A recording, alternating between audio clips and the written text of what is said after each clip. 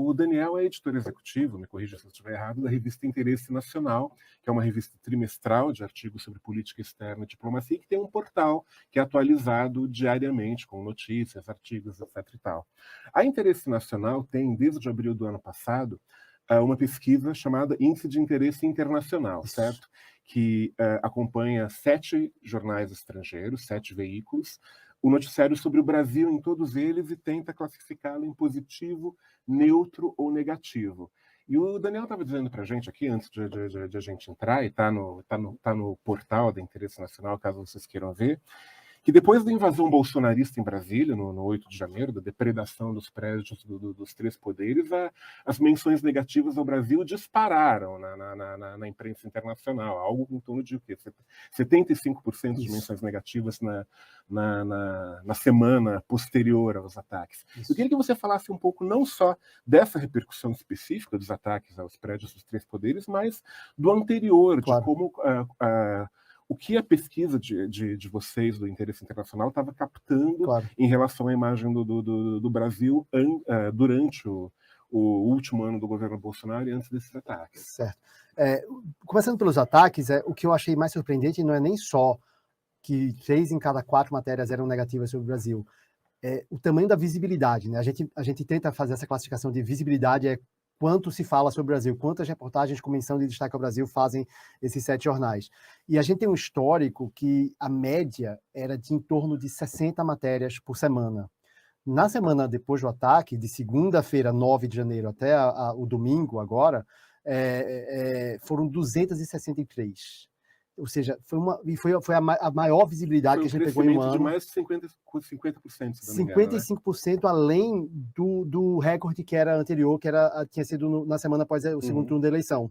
No segundo turno, nas 2 semanas antes e depois do segundo turno da eleição, foram 161 e 169, se eu não me engano. Então já tinha sido 3 vezes a média que a gente tinha semanal. E com a invasão foi 263, ou seja, foi 55% a mais do que o recorde anterior. E quase 5 vezes mais do que a média, né? Então essa visibilidade chamou muita atenção. O número de matérias que a gente teve que analisar foi muito maior do que a gente estava acostumado. E também teve essa questão negativa. O recorde que a gente tinha negativo antes do ataque em Brasília tinha sido em junho, na época do desaparecimento do Dom Félix e do Bruno Pereira. Aquele tinha sido, até então, o pior momento de imagem do Brasil. O que mostra, sem querer te interromper, o quanto a questão ambiental é crucial para a visão do Brasil lá fora. Né? Aí tem 2 pontos, né? Tem a questão ambiental e tem a questão que era um jornalista estrangeiro, um jornalista inglês, do Guardian, que escrevia para o Guardian. Então a cobertura do Guardian foi gigantesca. Dos outros também existe esse corporativismo também, né, do jornalismo, de tratado, que morreu um jornalista estrangeiro. Mas é isso, até então, e naquele momento tinha sido 70% de notícias negativas sobre o Brasil, e agora foram 75%, então foi o pior momento de imagem do Brasil, teve muita visibilidade negativa. E tem um ponto também que essa classificação de positiva, negativa e neutra, a gente tenta fazer de uma forma muito sistemática para poder mostrar de que forma a notícia pode afetar o olhar do leitor sobre o país. É isso que a gente tenta entender como negativo, positivo e neutro. A pessoa que vai ler essa notícia, ela vai sair dela com uma visão igual, pior ou melhor do Brasil. E algumas notícias são um desafio, porque algumas notícias, por exemplo, de combate à corrupção, prisão de pessoas por corrupção, como é que você avalia isso? Porque a prisão por corrupção é uma coisa positiva, porque você está combatendo a corrupção, mas ao mesmo tempo você está dando visibilidade a um escândalo de corrupção. Então, tem sempre nuances e a gente tem que sempre discutir, tem coisas que não dá para saber muito claramente e tem que ter uma decisão ali sobre o que você interpreta que é isso. Isso é um trabalho que a gente faz sistematicamente, 2 pessoas analisando, discutindo. Mas no caso da invasão, o que a gente percebeu foi que, tirando se tivesse uma notícia que dissesse a democracia venceu, não tinha como analisar nada com positivo, porque era um ataque com tons golpistas, que foi tratado de fora como tentativa de golpe o tempo todo, destruindo um palácio presidencial, que demonstra a fragilidade da democracia, que demonstra radicalismo, que demonstra vários problemas da política brasileira. O prédio do Supremo Tribunal Federal. Isso. Não havia como não condenar. Exatamente. Então é isso. Teve um aumento gigantesco da visibilidade, e essa visibilidade foi muito associada a um tom negativo. Ao longo desse ano que a gente fez a análise, que foi o último ano do governo Bolsonaro, teve uma coisa muito curiosa que, tradicionalmente, não existe uma tendência única de sempre é positivo, sempre é negativo, sempre oscila muito e oscila muito com o noticiário. Tem uma predominância tradicional de notícias neutras que são notícias factuais. São coisas tipo, aconteceu isso no Brasil dessa forma, tal, o texto não tem um tom crítico, não tem uma análise, e aí isso acaba sendo uma coisa neutra. Normalmente, a maioria das notícias, na média, 50%, tem um tom neutro. Até a eleição, as notícias negativas eram quase 40%, eram 37%, 38%, e eram muitas vezes ligadas à cobertura de política. A imprensa internacional sempre tem uma cobertura muito crítica ao governo Bolsonaro, e acompanhava o noticiário brasileiro sobre política, e tudo isso aparecia fora e aparecia muito de forma negativa. E aí tinha o noticiário sobre questão ambiental, que é muito frequente também. A gente está falando de uma amostra aí de 7 jornais, claro, não representa todo o universo de jornais do mundo, mas a gente tenta pegar de vários países e pegando jornais que chama Newspapers of Record, né, que são jornais que estão ali registrando a história, e isso é uma amostra do que está sendo pensado fora. Só para a gente dizer para o espectador quais são os jornais. O New York Times, certo? O Guardian, em inglês, Le Monde, da França, o Público de Portugal, o Clarín, da Argentina, o El País, da Espanha, o País da Espanha e o China Daily. E o China Daily é interessante, a gente estava conversando também antes de vir para cá, porque desses todos é o mais porta-voz do governo, né? A opinião do New York Times, assim como do Le Monde, assim como do Clarín, não são as dos respectivos governos. A do China Daily, que é escrito em inglês para um público externo da China, é o Partido Comunista Chinês falando ali, certo? Exatamente. E eles focam muito mais em economia do que os outros. Economia, parcerias com o Brasil, desenvolvimento dos BRICS e menos política. Eles não...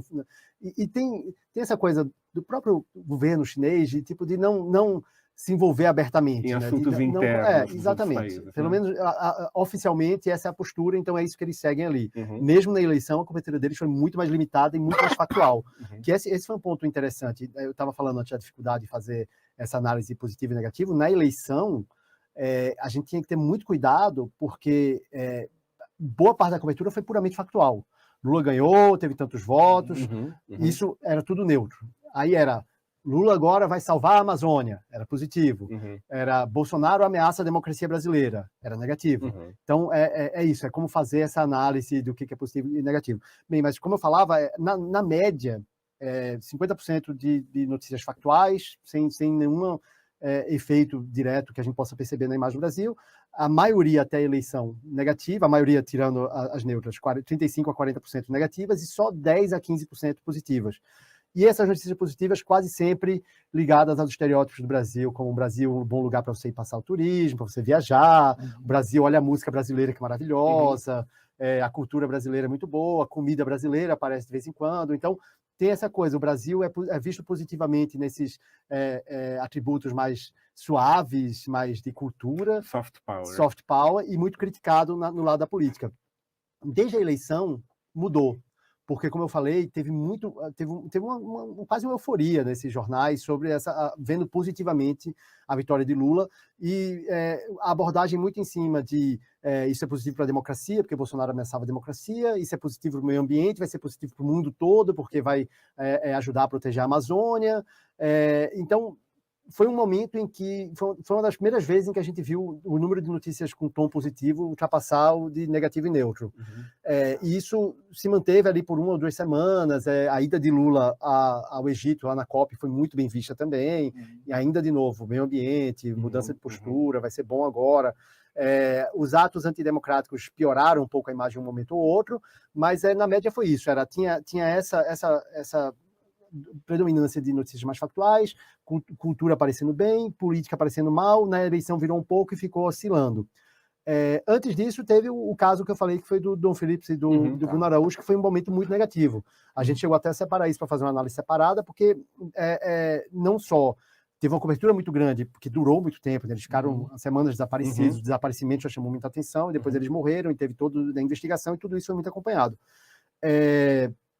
E depois, o que a gente percebeu foi que isso manteve um volume muito alto de notícias sobre a questão ambiental e sobre um olhar da Amazônia como terra sem lei, que é algo que eu já percebia desde esse primeiro livro que você falou, que é 2013, eu fiz essa pesquisa comecei em 2010, E naquela época, especialmente nos Estados Unidos, já tinha muito essa sensação. A Amazônia é muito retratada como uma terra sem lei. Uhum. Era muito associada à morte da Dorothy Stang. Uhum, E tinha essa percepção de Amazônia terra sem lei. Com a morte do Don Phillips, isso voltou muito forte. Uhum. E voltou e se manteve ali por semanas depois. Vários jornais, o Le Monde fez uma série sobre a Amazônia e toda a crítica, toda mostrando aumento de desmatamento, esse problema de falta de segurança, de terra sem lei. E manteve-se por muito tempo essa imagem negativa da Amazônia, e que se inverteu com esse otimismo que veio desde que Lula foi eleito.